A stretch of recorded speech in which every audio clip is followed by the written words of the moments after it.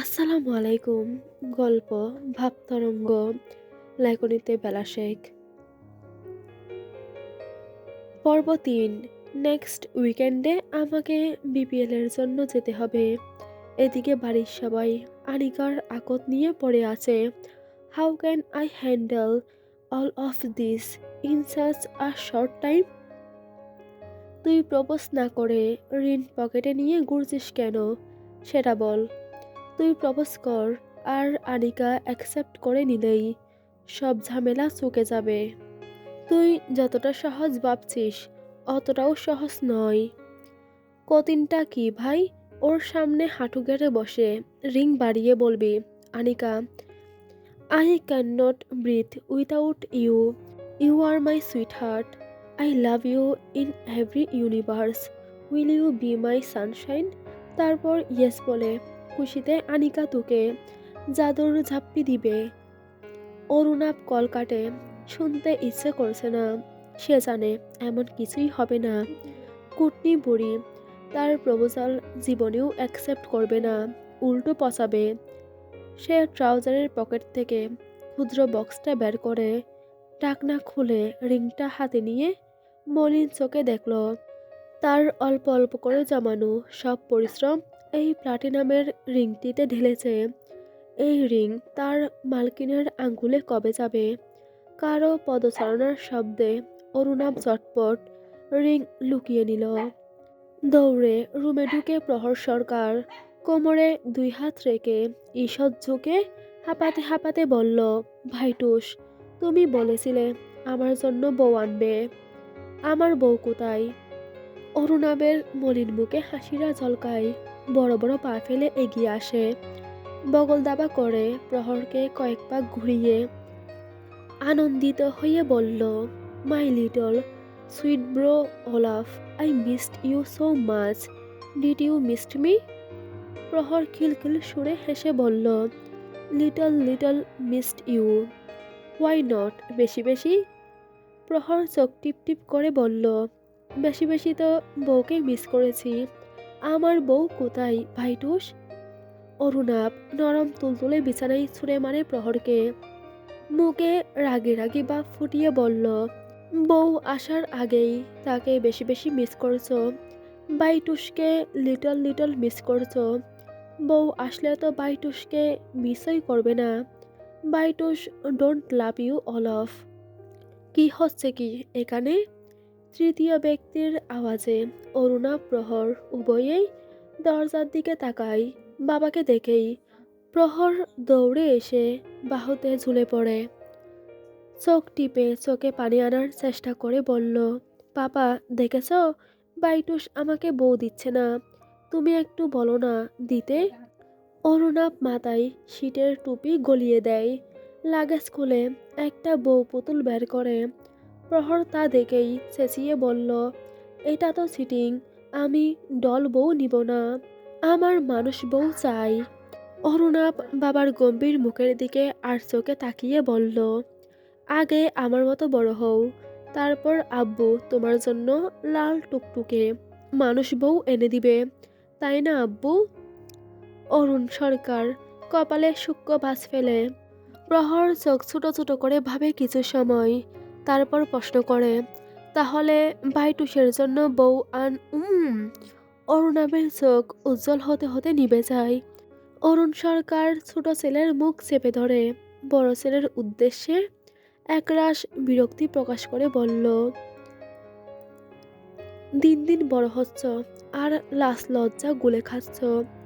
দুধের দাঁত পড়েনি, বিয়ে বউ বলে মাথা খাচ্ছেন উনি।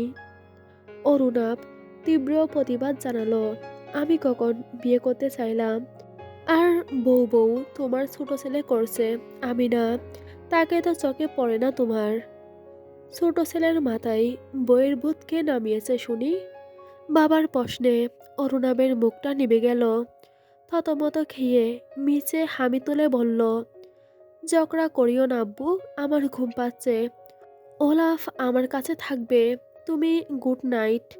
প্রহরকে টেনে নিজের কাছে নেয় অরুণাভ।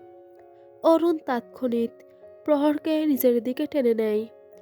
প্রহর বাপ ভাইয়ের টানাটানিতে বিরক্ত হয়ে বলল, ওহো, তোমাদের জ্বালাই মন চাই শ্বশুরবাড়িতে চল।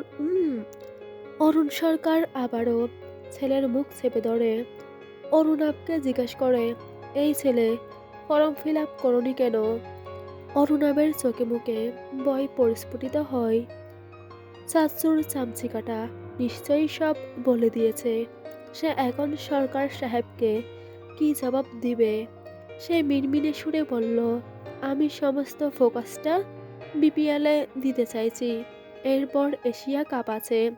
বিপিএলে ভালো পারফরমেন্স হলে তবেই দলে টিকতে পারবো।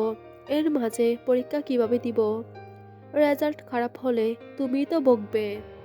অরুণ সরকার ক্লান্ত চোখে ছেলের মুখশ্রীটা দেখে দাঁতে দাঁত চেপে রাগ সংবরণ করে বলল, বাহ, অসাধারণ কথা হলো। রেজাল্ট কবে ভালো হয়েছে তোমার? প্রতিবার টেনে টুনে পাস নাম্বারটাই আসে, তার ক্রেডিট পাতাবাহারের। আমি তো আগেই বলে দিয়েছি পড়াশোনা নিয়ে আমার কাছে এক্সপেকটেশন রাখবে না। অরুণাবের মুখটায় গাম্ভীর্যতা ফিরে এসেছে। সে ভাবলেশীনভাবে বিছানায় দপাস করে শুয়ে কম্বল মুড়িয়ে নিল। প্রহরকে উদ্দেশ্য করে বলল, অলাফ, ভাইটুসের সাথে ঘুমাতে চাইলে এসে পড়ো। অরুণ বড় ছেলের কীর্তিকলাপে চরম মাত্রায় হতাশ। এই ছেলে তার হাতের নাগালের বাইরে চলে যাচ্ছে দিন দিন। সে প্রহরের হাত শক্ত করে ধরে বলল, পাপার সাথে ঘুমোবে। পাপা তোমাকে আলিবাবা ও 40 চোরের গল্প শোনাবো। ওলাফ, আমি তোমাকে পড়ি আর প্রিন্সেসের গল্প শোনাবো। প্রহর দিশেহারা। সে চট করে বুদ্ধি বের করে বলল, আজ আমরা একসাথে ঘুমাই। পাপার গল্পও শুনতে পারবো, ভাই টুসেরও। প্লিজ পাপা, আজকে একসাথে ঘুমাই প্লিজ। অরুণ সরকার মানা করতেই নিবে। অরুণাব নিজ বালিশ নিয়ে ঠিক মাঝখানটাই রেখে বলল, আমি কিন্তু মাঝখানে। অরুণ সরকার আশা করেনি বড় ছেলে রাজি হবে। সে সুযোগটা হাতছাড়া করতে অনিচ্ছুক। সে প্রহরকে বলল, আচ্ছা বাবা, ঠিক আছে, আমি বালিশ আনছি। অরুণাব উঠে আলমারি খুলে বালিশ বের করে দেয়। অরুণ আর গেল না। প্রহরকে কুলে তুলে বিছানায় নামিয়ে বলল, মাঝখানে প্রহর থাকবে। অরুণাবের কপালে ভাঁজ পড়ে। বললাম তো, মাঝখানে আমি থাকবো। ছেলের হিংসাত্মক মনোভাবটুকু উপভোগ করে অরুণ সরকার। জেদ ভরা কণ্ঠে মাঝখানে আমি থাকবো বললেও অরুণ শুনতে পেল। বোর তার আব্বু কলিজার কাছে থাকবে। হাসি পেলেও সে গম্ভীর মুখে বালিশ ঠিকঠাক করে বিছানা গোছায়। পাতা নয়নে শিয়রে বসে মাথায় হাত বুলিয়ে দেয়। নরম কণ্ঠে বলল, নয়ন, একটুখানি মুখে দাও স্যুপটা। দেখো, খেতে অনেক মজা হয়েছে। না খেলে ওষুধ কিভাবে খাবে? আর ওষুধ না খেলে জ্বর কমবে না। কাল এক্সাম দিতে চাও তো নাকি? হ্যাঁ। অরু নিশ্চয় সব পড়ে শেষ করে দিয়েছে, অথচ আমি বই খুলতেই পারলাম না। বলতে বলতেই উঠে বসে নয়ন। রুগ্ন দেহটা জ্বর কাবু করে ফেলেছে। পাতা স্যুপ খাইয়ে দিলে মিনু এসে ওষুধ খাইয়ে বলল, পরীক্ষা দেওয়ানোর দরকার নাই আব্বা, শরীর চলে না, উনি পরীক্ষা দিব। নয়ন কাদু কাদু মুখে পাতার দিকে তাকিয়ে বলল, চাচিমণি, এবারও পরীক্ষা না দিলে আমি এবারও 7-এ থেকে যাব। ওরও আমার ছোট হয়েও আমার থেকে 1 ক্লাস এগিয়ে যাবে। তুমি বুঝাও না মাকে। পাতা বেদানার দানা এগিয়ে দেয় নয়নের হাতে। চোখে চোখে আশ্বাস বাণী দিয়ে বলল, আগে সুস্থ হও। 12 মাসে 13 বার জ্বরকে নেমন্তন্ন দিলে তো খুঁজে পাওয়া যাবে না। অরুকে দেখো, আল্লাহর রহমতে রোগবালাই খুব একটা ছুঁতে পারে না। অরুণিতার কথা উঠতেই নয়ন ঈষৎ লজ্জা পায়। পাতা তার মাথায় হাত বুলিয়ে চলে যায়। নয়ন টেবিলের দিকে ইশারা করে বলল, আইসিটি বইটা দাও তো মা। মিনু বই দেই ছেলের হাতে। নয়ন বইয়ের পাতায় চোখ বুলাই টুকটাক। মিনুর চোখ ভিজে যায়। নয়ন তা খেয়াল করে বলল, কাঁদছ কেন মা? তুমি শুধু শুধু কাঁদো। আমার কিছুই হয়নি। মিনু কমলার কোষা ছাড়িয়ে ছেলের হাতে দিয়ে বলল, আব্বা, ওই স্কুলে না পড়লে হয় না? অত নামি দামি স্কুলে পড়ার কি দরকার? নয়ন বইয়ের পাতায় চোখ রেখেই বলল, ওখানে পড়লে কি সমস্যা মা? অরু আর রূপ ভাইয়াও তো ওখানেই পড়ছে। অরু মা আর রূপ আব্বার লগে তোমার তুলনা হয় আব্বা? তুমিই কও। ওরা বাড়ির মালকিনের সওয়াল, আর তুমি এই বাড়ির কাজের লোকের সওয়াল। তোমার বাপের পয়সাই না, তুমি ওগর দয়াই ওইখানে পড়তেছ। নয়ন মায়ের দিকে তাকাই। মিনু ছেলের মাথায় হাত বুলিয়ে বলল, আমি চাই না আমার আব্বা মানুষের দয়াই বড় হোক। বেশি পাইয়া বড় হইলে কমে চোখ জুড়াইব না।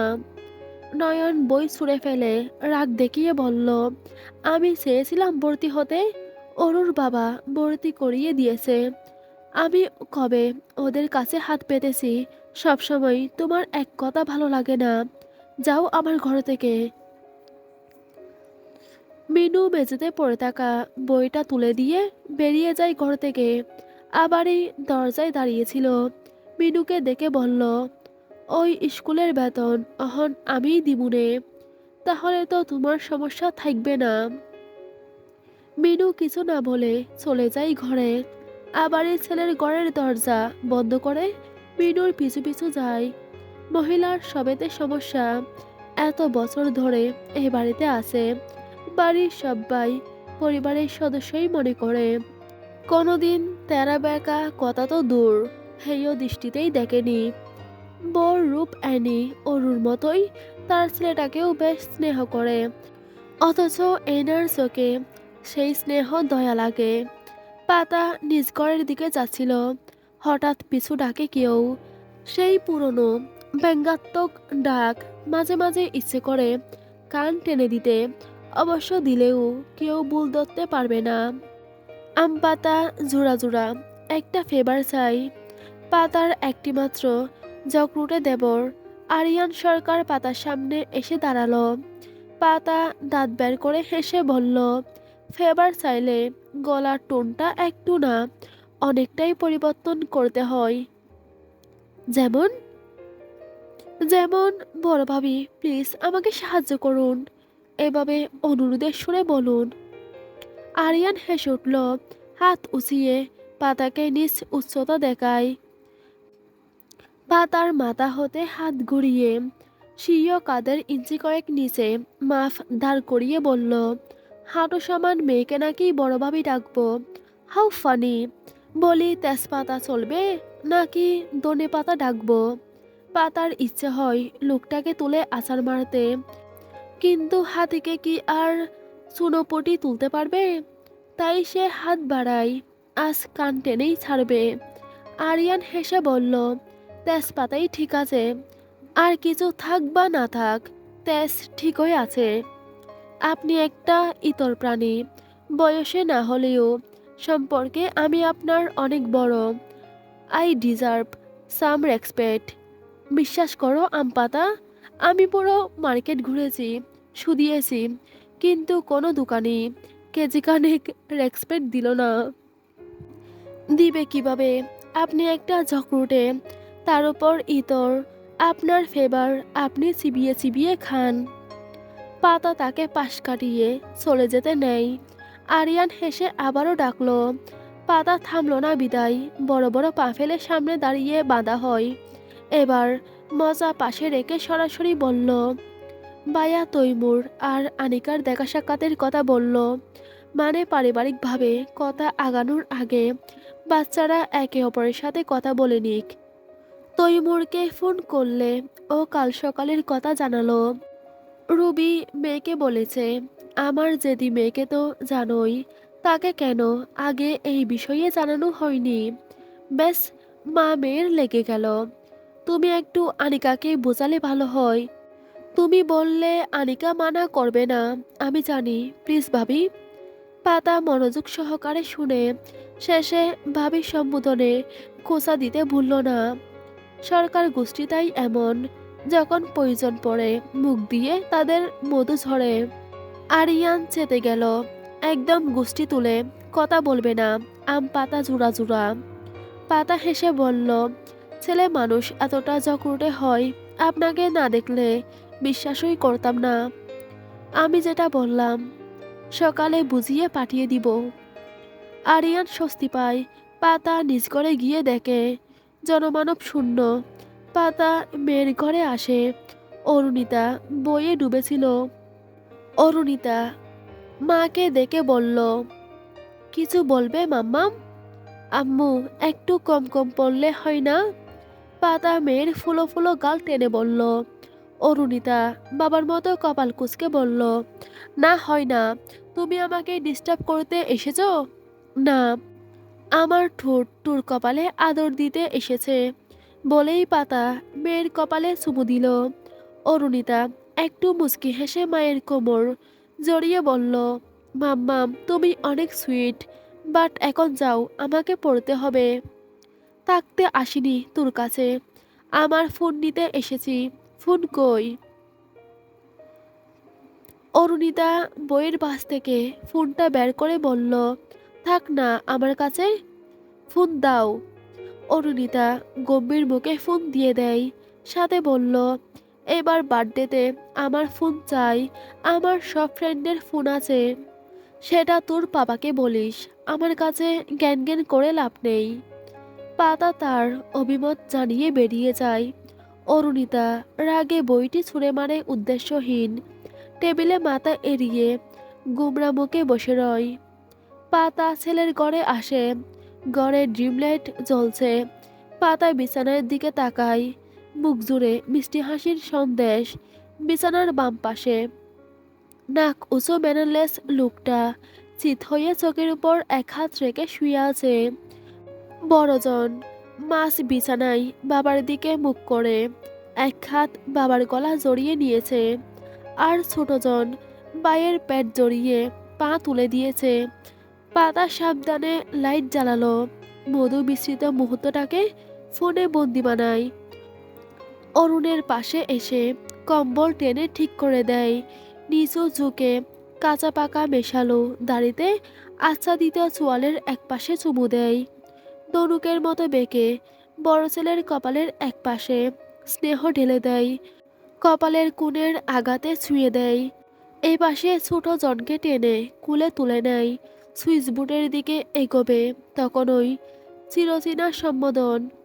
অরুণ চোখের উপর থেকে হাত সরিয়ে বলল, পাতাবাহার, প্রহরকে কেন নিয়ে যাচ্ছ? পাতা পিছু ফিরে বলল, আমি একা থাকবো নাকি? তাছাড়া ও বিছানা বিছিয়ে দিবে। আমি ডেকে তুলে ওয়াশরুমে নিয়ে যাব। রেখে যাও, একা একা ঘুম হবে না আমার। পাতা লাইট নিভিয়ে দরজা বন্ধ করতে করতে বলল, হ্যাভ এ সুইট স্লিপ বুড়ের বাবা। ঘন কুয়াশায় ডেকে আছে রাস্তাঘাট। শীতটা ধীরে ধীরে জেঁকে বসেছে। পার্কের শূন্য বেঞ্চিতে বসে এক মানব। দুই এক কুকুর ছাড়া কাউকেই চোখে পড়ছে না। হাত পা বরফের কোনো অংশে কম অনুভব হচ্ছে না। দুই হাত সমানতালে ঘষে হুডির পকেটে লুকিয়ে নেয়। হু শব্দে মুখ দিয়ে ধোঁয়া বের করে। সিগারেটের নাম, শীতের দরুন, পেটের ভিতর আগুন ধরে নাক মুখ থেকে নিষ্কৃত ধোঁয়া। হঠাৎ মেয়েলি মিষ্টি আওয়াজে নিজ নামটি কানে সুরসুরি দিল, তৈমুর নেওয়াজ। খুবই স্বাভাবিকভাবেই পাশ ফিরে তাকালো তৈমুর। বজ্রতার খাতিরে উঠে দাঁড়ালো।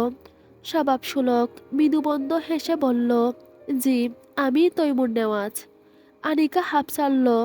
ভেতরে পোষা ভয়টুকু সামনের মানবের উদ্দেশ্যে উগরে দিতে বলল, এত সকালে কে দেখা করে? মাথায় সমস্যা নেই তো আপনার? আনিকার মুখ থেকে নিষ্কৃত ধোঁয়া তৈমুরকে ছুঁয়ে দেয়। ক্লোজ আপের ঘ্রাণ আসছে। রমণীর তপে তৈমুর নেওয়াজ নিজ বুকে হাত রেখে ঈষৎ মাথা নুইয়ে হেসে বলল, ক্ষমা করবেন, আমি ভাবিনি হুট করেই এত কুয়াশা জমে যাবে। আনিকা ঈষৎ ভেবাচেকা খেল, লোকটা পাগল টাগল নয় তো? সে গলা খাকারি দিয়ে বলল, হয়েছে হয়েছে, আমাকে ফিরতে হবে, যা করার জলদি করুন। তৈমুর আবারও হাসল, মনে করার ভঙ্গিতে বেঞ্চে রাখা গোলাপ ফুলের তোড়া তুলে হাতে নিল, আর চোখে আনিকার দিকে তাকিয়ে বলল, ভেবেছিলাম আপনার আমার প্রথম সাক্ষাৎকারে আমার নিজ হাতে গড়া গোলাপ বাগানের লাল গোলাপ নিবেদন করে ভাব জমাবো, কিন্তু আনিকার ভ্রু যুগলে ঢেউ খেলে যায়। তৈমুর স্ত্রীও ভ্রু যুগল আরেকটু বাঁকিয়ে বলল, কিন্তু আপনি নামক ফুলের কাছে এই ফুলের সৌরভ লোপ পেয়েছে, ফিকে দেখতে লাগছে। আপনার স্নিগ্ধতায় ফুলগুলো নেতিয়ে পড়ছে, দেখুন। আনিকা ফুলগুলোর দিকে তাকায়, লাল টকটকে পাপড়িতে শিশির বিন্দু হাসছে। সে নিজেও হেসে বলল, ফ্লার্ট করছেন আমার সাথে? ভাব জমানোর চেষ্টা করছি। আমার পুষ্প সজ্জিত তরিতে বসিয়ে ভাবে তরঙ্গে বৈরাবিহীন বাসব আমরণ, যদি রাজি থাকেন। আনিকা কি বলবে ভেবে পাই না। চেনা নেই জানা নেই, আমার সাথে ভাসবেন, যেন মামা বাড়ির আবদার। সে আঙুল তাক করে বলল, দেখুন তৈমুর, আমি এটা বলতে এসেছি যে আমি আপনাকে বিয়ে টিয়ে করতে পারবো না, শুনছেন? এখন বজ্র বাচ্চার মতো বাড়ি গিয়ে আপনার বাবা মাকে বলুন বাবাকে বিরক্ত না করে। তৈমুর নেওয়াজের হাসি মুখে আদার ঘনিয়ে আসে, বেঞ্চের দিকে ইশারা করে বলল, আমরা বসে কথা বলি। সুবাসিনী, বললামই তো, আর কি বলার বাকি আছে? আপনি যদি ভেবে থাকেন মিষ্টি মিষ্টি প্রেম বাক্য পাঠ করে আনিকা সরকারকে পটাবেন, তাহলে তাহলে বলবো ওয়েস্ট অফ টাইম। আনিকা ভাব নিয়ে বলল। তৈমুর অতি স্বাভাবিকভাবেই বলল, আমার সাথে 5টা মিনিট বসুন সুবাসিনী, অনুরোধ করছি। আনিকা বিরক্ত মুখে বসে হঠাৎ মাথায় খেলতেই বলে ওঠে, আপনি আমাকে সুবাসিনী ডাকছেন কেন? আমার নাম তো আনিকা সরকার। আপনি সত্যি তৈমুর নেওয়াজ তো? জি, আমি তৈমুর নেওয়াজ, আপনার হবু স্বামী। তবে আশা রাখি শীঘ্রই হবু গায়েব হয়ে যাবে। তৈমুর নিজ মনোভাব ব্যক্ত করে আনিকার পাশেই দূরত্ব মেপে বসল। আনিকা বিস্ময়কর চোখে তাকিয়ে দেখে পাশে বসা মানুষটিকে। ভোরের কমলারঙা রোদের সমাহার ধরণীর বুকে স্বপ্ন বুনছে, সবুজ গাছের বুকে সমাহিত শিশির কণা সেই স্বপ্নের এক ঝলক দেখাচ্ছে। বিহঙ্গের দল সুরে সুরে স্বপ্নের ডানা মেলে সর্বত্র ছড়িয়ে দিচ্ছে এক নতুন সূচনার সমাহার। নেট প্র্যাকটিস এরিয়ায় ব্যাট হাতে 30 বছর বয়সী এক যুবক গভীর মনোযোগের সাথে কোচের নির্দেশনা শুনছে। পরনে সফেদ টি শার্ট আর ট্রাউজারের সাথে সেফটির জন্য হেলমেট, গ্লাভস, প্যাডস। হেলমেট বাঁ হাতে ঠিকঠাক করে পজিশন নেয় ব্যাট করার জন্য। ব্যাট মাটিতে আঘাত করে বলের অপেক্ষায় প্রহর গুনছে। 1, 2, 3। তার ডাগর আঁখি যুগলে এক দৃঢ় প্রত্যয়, মনে বুনন করা স্বপ্নের শেষ বিন্দুতে নিজেকে আবিষ্কার করার এক আত্মবিশ্বাসী প্রত্যয়। কোচ বল ঘুরিয়ে বল করলে যুবক অতি দক্ষতার সাথে নিজ প্রতিভার পরিচয় দেয়। গম্ভীর রাগী কোচের কোচ মুগ্ধ হলেও তা প্রকাশ না করে আরও ভালো করে শেখার তাগিদ দিয়ে চলে যায়। যুবক তারই এক বন্ধুর বলের তোপে কতক্ষণ ব্যাট চালনা করল। বন্ধু সাগর বল করার ফাঁকে টুকিটাকি কথা বলে, বিপিএলে কোন দলে খেলবে অরুণাভ? সম্ভবত Rangpur riders. Best of luck, আশা করি ভালো কিছু হবে, আমাদের ভুলে যেও না যেন। অরুণাভ বজ্রসুলভ হাসল। হঠাৎ সারফেস এরিয়া হতে পরিচিত ডাক ভেসে আসলে অরুণাবের মনোযোগ ভ্রষ্ট হয়। ফলাফল উইকেট হারিয়ে ফেলে। সাগর মৃদুবন্ধ উচ্ছ্বাসে ফেটে পড়ে বলল, অরুণাব বোল্ড আউট।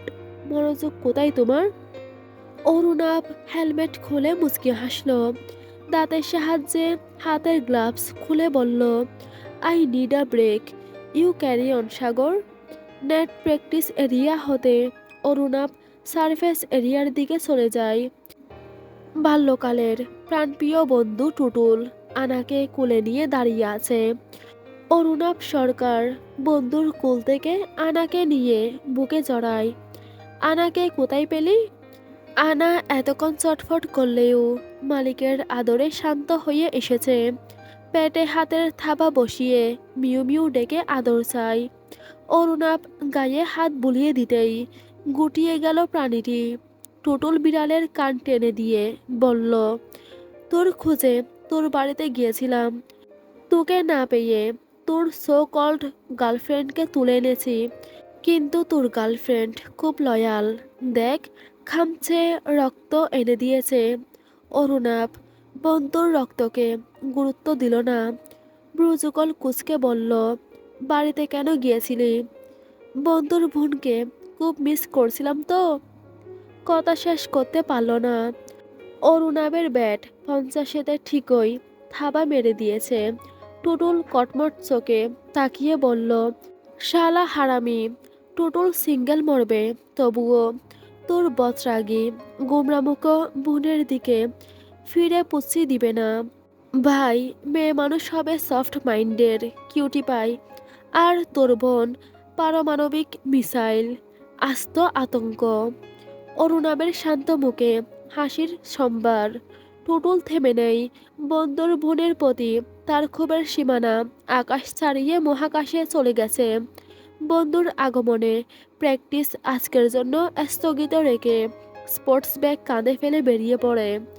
বড়লোকস বাপের বড়লোকস ছেলে, গাড়ি এনেছিস নাকি? নোপ, আব্বুর সাথে হাঁটতে হাঁটতে পৌঁছে গিয়েছিলাম।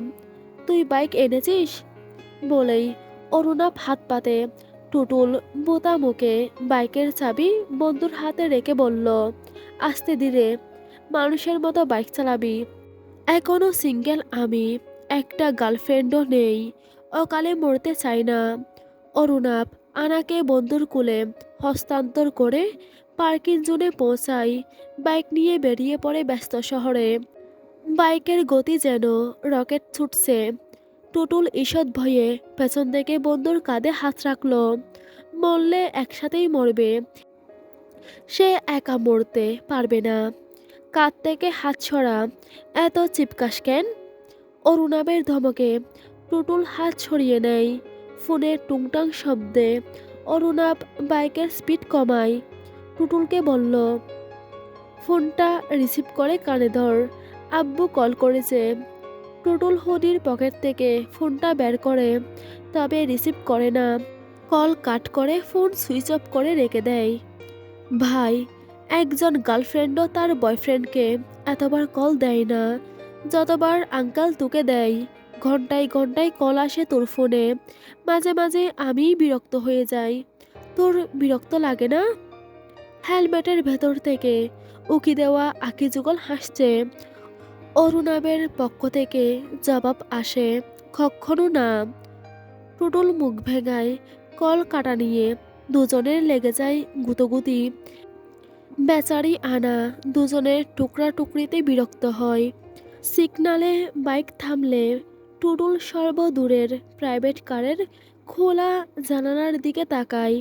দৃশ্যমান এক রমণীর দিকে ইশারা করে লাজুক ভঙ্গিতে বলল, তোর ভাবির মতন লাগে। মানে ধরে নে, ওটাই তোর একমাত্র ভাবি। কি প্রিটি দেখতে, একদম পুতুলের মতো, তাই না?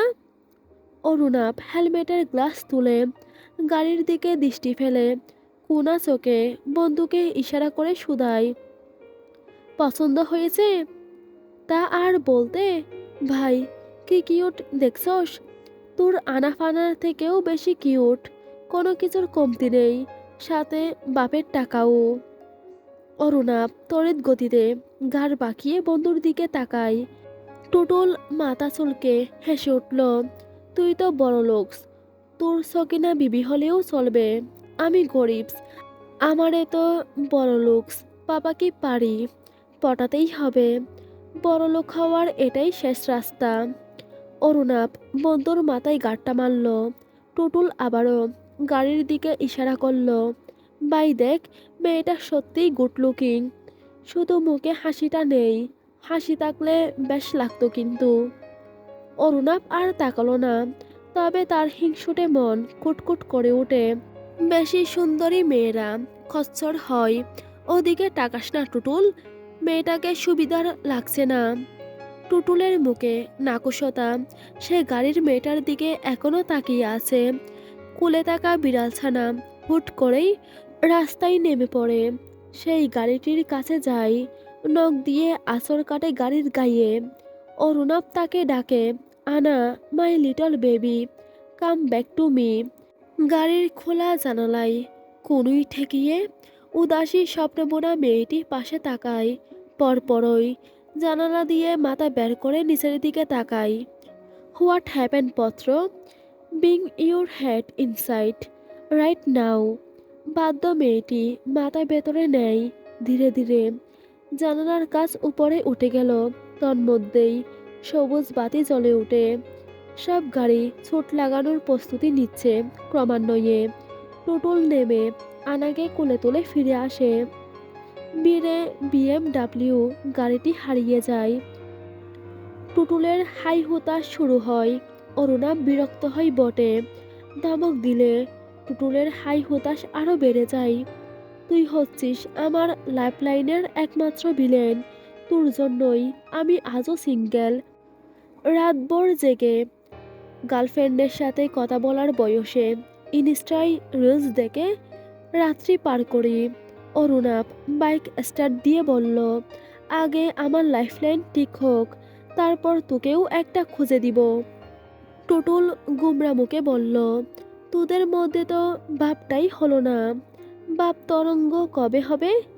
হবে হবে, হ্যাঁ, আনিকার আকদের পর। অরুণাভ বাইকের ব্রেক কষে ব্যস্ত রাস্তাতেই বাইক থামিয়ে হেলমেট খুলে ছুঁড়ে ফেলে স্পোর্টস ব্যাগ সহ আনাকে ছিনিয়ে নিয়ে হনহনিয়ে চলে যায়। টুটুল না হলেও শতবার ডাকলো, বান্দা পিছু ফিরলই না। টুটুলের রাগ হয়, হেলমেট তুলে দেখে গ্লাস ভেঙেছে। আবারও বাবার ঝাড়ি খেতে হবে। অরুণাভ রিক্সা ডেকে বাড়ি ফিরে থমথমে মুখে ড্রয়িং রুমে এসেই আম্মু বলে হাঁক ছাড়ল। মিনিট গড়ালো, আম্মু এলো না। অরুণাভ স্পোর্টস ব্যাগ সোফায় ছুঁড়ে আনাকে নামিয়ে দেয়।